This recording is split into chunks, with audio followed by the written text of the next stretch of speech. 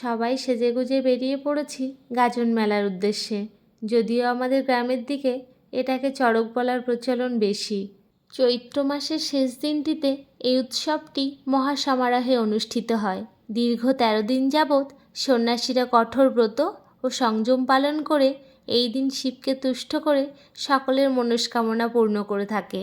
রোদের তেজটা আজ একটু বেশি থাকার কারণে বিকাল গড়িয়ে সন্ধ্যার আগমনটা একেবারেই বুঝতে পারিনি। তাই আস্তে আস্তে ভাবছিলাম হয়তো ঝাঁপ পড়া এবছরের মতো আর দেখতে পাবো না, কিন্তু বাবা ভোলেনাথ সহায়। তাই আসার পরে 4টি ঝাঁপ দেখার সৌভাগ্য হয়েছে আমাদের।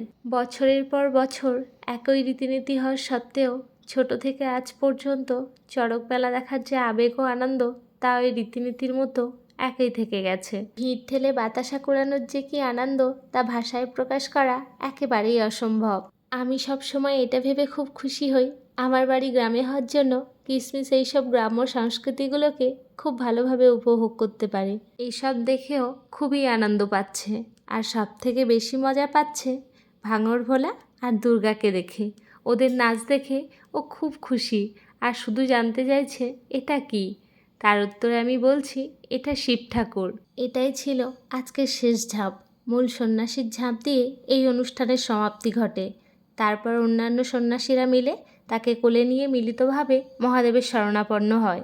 এতক্ষণ ধরে তোমরা যে ঝাঁপ পড়া দেখছিলে তা পড়ছিল এই কাঁটা গাছগুলোর ওপরে, যা কাঁটা এর গায়ে। শরীর ক্ষতবিক্ষত হলেও ব্যথা অনুভব হয় না ভক্তির জোরে। মা বলে এই কাঁটা গাছ ঘরে রাখা নাকি খুব শুভ, তাই একটা ডাল নিলাম মায়ের জন্য। এতক্ষণ দূর থেকে এখানে কি হচ্ছিল এটা নিয়ে ছিল কিসমিসের মনে অনেক কৌতূহল, তাই তার কৌতূহলের অবসান ঘটালাম বাবাকে প্রণাম করিয়ে।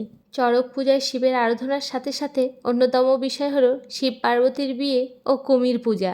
এই মাটির কুমিরটিকে দেখে কিশু বাচ্চা আমার বেশ ভয় পেয়েছে। মেলায় এসে বেশ অনেক দিন বাদে দেখা হয়েছে ছোট মাসি, দিদি ও লোলো ভাইয়ের সাথে। কিশু তো তার লোলো মামাকে পেয়ে আনন্দে আত্মহারা। মাঝে মধ্যে এই গ্রামীণ মেলাগুলোতে এলে অনেক পরিচিত মানুষদের সাথে দেখা হয়, কথা হয়, খুব ভালো লাগে। যাদের সাথে ছোট থেকে বড় হয়েছি তাদের সাথে এখন দেখা হওয়া, কথা বলা অনেকটাই কমে গেছে। এটাই হয়তো প্রতিটা মেয়েরই গল্প। তাই সুযোগ পেলে কখনো মিস করি না এই ছোট্ট ছোট্ট অনুষ্ঠানগুলোতে যোগদান করা। আজকের ভিডিওটা তাহলে এখানেই শেষ করছি। পরের ভিডিও নিয়ে খুব তাড়াতাড়ি দেখা হবে। ভালো থেকো সবাই।